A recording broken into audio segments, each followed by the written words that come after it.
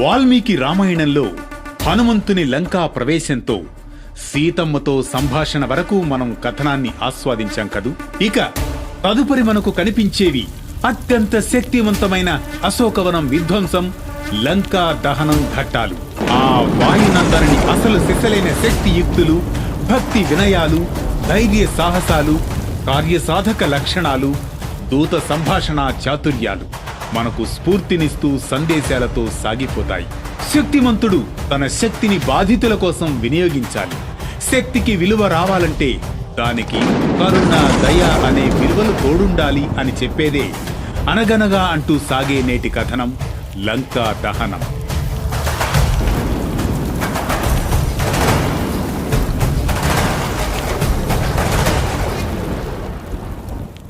అనగనగా అది త్రేతాయుగం. అశోకవనంలో సీతమ్మను చేరి శ్రీరాముని ఆనవాలను సమర్పించిన హనుమంతుడు తిరిగి వెళుతూ, అమ్మా, ఆ శ్రీరామచంద్రునికి ఇచ్చేందుకు ఇంకొక అభిజ్ఞానాన్ని దయచేసి ఇవ్వగలవా? తీసుకువెళతాను అంటాడు. అప్పుడు సీతమ్మ తన పవిట కొంగుకు కట్టి ఉన్న మూటను విప్పి అందులో ఉన్న చూడామణిని ఇస్తుంది.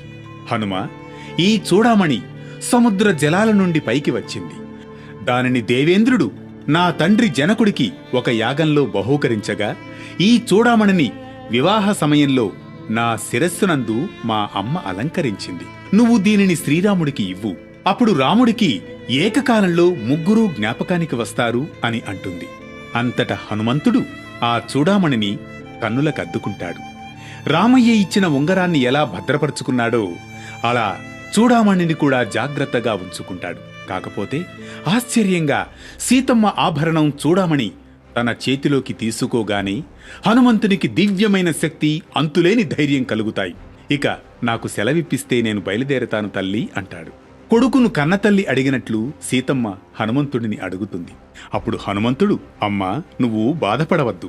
నేను వెళ్లి రాముడికి చెప్పి త్వరలోనే వానర సైన్యంతో లంకా పట్టణానికి వస్తాము. ఆ రావణుణ్ణి ఎట్టి పరిస్థితుల్లోనూ సంహరిస్తాము అంటాడు. హనుమంతుడు సీతమ్మ దగ్గర సెలవు తీసుకుని ఉత్తర దిక్కుకు వస్తాడు. లంకా పట్టణానికి రావడం, సీతమ్మ తల్లి దర్శనం చెయ్యడం దిగ్విజయమయ్యాయి. కాగా ఆ రావణుడికి ఒక మాట చెబుదామని మనసులో అనిపిస్తోంది. ఏమైనా ప్రయోజనం ఉంటుందేమో. కాని ఆ రావణుడు దర్శనమిస్తాడా?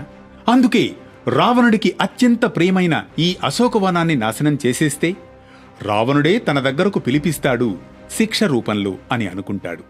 అంతే, క్షణంలో భీమరూపుడవుతాడు. ఆ అశోకవనంపై ఎగురుతాడు. అప్పుడు ఆయన తొడల వేగానికి అక్కడున్న చెట్లు విరిగిపోతాయి. అలాగే హనుమ చేసిన మహానాదానికి అక్కడున్న పక్షులు గుండెలు బద్దలై కింద పడిపోతాయి. అలా హనుమ చేస్తున్న విధ్వంసానికి అక్కడున్న రాక్షసులు ఒక్కసారిగా ఉలిక్కిపడి లేస్తారు. రాక్షస స్త్రీలు పరుగు పరుగున రావణుడి దగ్గరకు వెళ్లిపోతారు. ఎక్కడి నుండి వచ్చిందో కాని మహావానరం ఒకటి అశోకవనం నాశనం చేస్తోంది. కాని సీత కూర్చున్న సింస్పా వృక్షాన్ని మాత్రం వదిలిపెట్టేసింది. కాకుంటే మహారాజా, మీరు ఏ కాంత మీదైతే మీ మనస్సు ఉంచారో ఆ సీతతోనే ఈ వానరం మాట్లాడింది అని చెబుతారు. అప్పుడు రావణుడు ఆగ్రహోదగ్రుడవుతాడు. ఓ కింకరులారా, మీరందరూ వెళ్లి ఆ మహావానరాన్ని పట్టి బంధించండి, లేకపోతే సంహరించండి, ఇదే నా ఆజ్ఞ అంటూ ఆదేశిస్తాడు. ఆ సమయంలో హనుమంతుడు అక్కడున్న తోరణం మీద కూర్చొని రాముణ్ణి తలుచుకుంటాడు. అశోకవనం విధ్వంసం అనంతరం రావణుని ఆదేశంతో వచ్చిన మహాకింకరులను హనుమ మట్టు పెడతాడు. చండ ప్రచండుడై హనుమంతుడు ఆ తోరణానికి ఉన్న ఇనుప పరిగతో చెలరేగుతాడు. దీంతో కళ్ళు మూసి తెరిచేలోగా అక్కడ రాక్షసుల మాంసపు ముద్దలు, రక్తపు మరకలతో ఆ ప్రాంతం నిండిపోతుంది. సమీపంలోని ఒక ప్రాసాదం మీదకు ఎక్కి నిలబడతాడు. ఒక పెద్ద నాదం చేస్తాడు.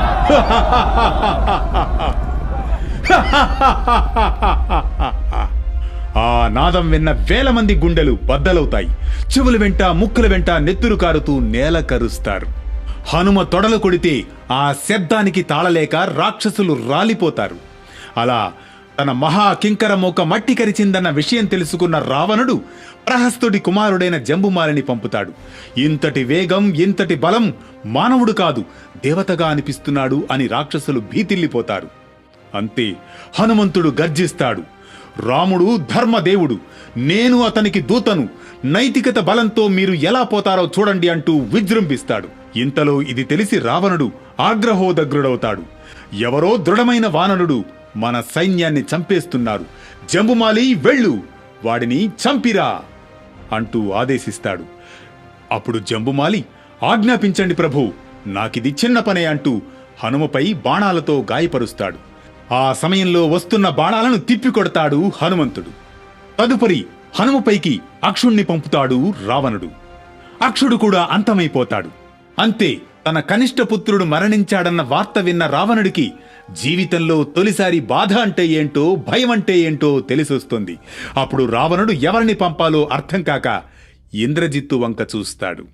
ఇంద్రజిత్తు, ఆ వానరుణ్ణి బ్రహ్మాస్త్రంతో బంధించు. నిన్ను పంపకూడదనుకున్నాను, కానీ పంపక తప్పడం లేదు ఇంద్రజిత్తు, నువ్వు వెళ్ళు అనగానే బ్రహ్మాస్త్రం ప్రయోగిస్తాడు ఇంద్రజిత్తు. ఇంతలో హనుమంతుడు ఇది బ్రహ్మ అస్త్రమని గౌరవించి బంధింపబడుతానని భావించి బంధితుడవుతాడు హనుమంతుడు. అంతే, రావణుడి సభలో ప్రవేశిస్తాడు. ఇంత ధైర్యంగా లంకలోకి ప్రవేశించి అశోకవనాన్ని ఎందుకు నాశనం చేశావు? ఎవరి దూతవు నీవు అంటూ ప్రశ్నిస్తారు. ఓ రావణ, నేను రామదూతను, ధర్మబలంతో వచ్చిన వాడిని. నా యథార్థ రూపం వానర స్వరూపం. నన్ను హనుమ అంటారు. సుగ్రీవుడి సచివుడిని. నీ మంచి కోరి 4 మంచి మాటలు చెబుతున్నాను. విన్నావా బాగుపడతావు, లేకుంటే వినాశనం తప్పదు. నిన్ను చూసేందుకు వేరొక ఉపాయం లేదు. అందుకని దండోపాయంతో ఇలా అశోకవనాన్ని నాశనం చేశాను. ఒక నిండు సభలో తనను హనుమంతుడు ఇంతలా అపేక్షించి మాట్లాడేసరికి రావణుడు ఆగ్రహోదగ్రుడవుతాడు. అంతే, ఈ వానరాన్ని చంపేయండి అంటాడు.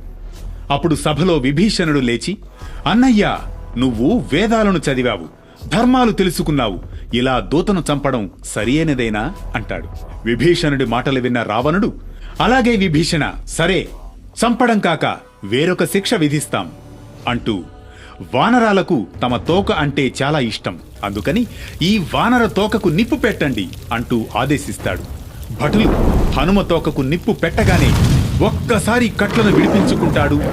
ఎగిరి రాజద్వారం మీదకు దూకుతాడు. తన చేతితో మండుతున్న తోకను పట్టుకుంటాడు హనుమ.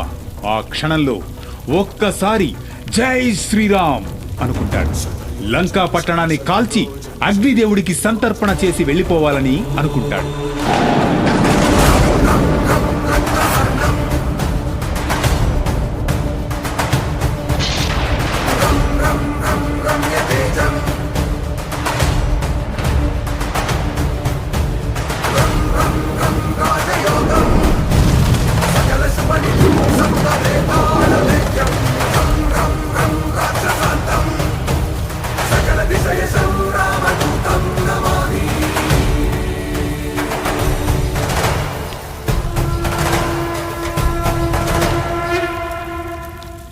మొదట ప్రహస్తుడి ఇంటికి, తరువాత లంకంతా వరుసగా నిప్పు పెడుతూ వెళతాడు. లంకంతా కాలిపోతూ కనిపిస్తుంది. ఆ క్షణంలో హనుమలో అంతర్మదనం మొదలవుతుంది. కోపంలో లంకను కాల్చేశానే, ఈ లంకలో సీతమ్మ కూడా ఆహుతై ఉంటుందా అంటూ చింతిస్తాడు. ఆందోళనతో తిరిగి అశోకవనంలోని సింసుపా వృక్షం వద్దకు పరుగున సీతమ్మను సమీపిస్తాడు. సీతమ్మను చూచిన క్షణం శాంతిస్తాడు. అమ్మా, లంకంతా కాల్చేశాను, కానీ నీ క్షేమం తెలుసుకోవడానికి ఆందోళనతో మళ్లీ వచ్చాను తల్లి. రావణుడికి చెప్పవలసిన మాటలు చెప్పాను. రాముడి కోసం రావణుణ్ణి వదిలేశాను. అమ్మా, ఇక నాకు సెలవిప్పించండి, నేను బయలుదేరుతాను. తొందరలోనే నీకు పట్టాభిషేకం జరుగుతుంది. శోకమునకు గురికాకు అని సీతమ్మతో చెప్పి ఒక్కసారిగా దూకి ఆకాశంలో ఎగురుతాడు. ఆకాశంలోని మేఘాలను తాకుతున్నాడా అన్నట్లు ఎగురుకుంటూ వెళ్లి ఉత్తర దిక్కున హనుమ కోసం ఎదురు చూస్తున్న వానరాలని చేరుకుంటాడు. ఒక విజయోత్సాహంతో భీకర నాదం చేస్తాడు. అక్కడున్న వానరాలు ఆకాశం బద్దలైందా అనుకుంటాడు. జాంబవంతుడితో, తాత, అంత పెద్ద అరుపు వినిపిస్తోంది, అది హనుమదేనా అంటారు. అప్పుడు జాంబవంతుడు, అది ఖచ్చితంగా హనుమే. హనుమకు ఒక కార్యం చెబితే అవ్వకపోవడం అన్నది ఉండదు.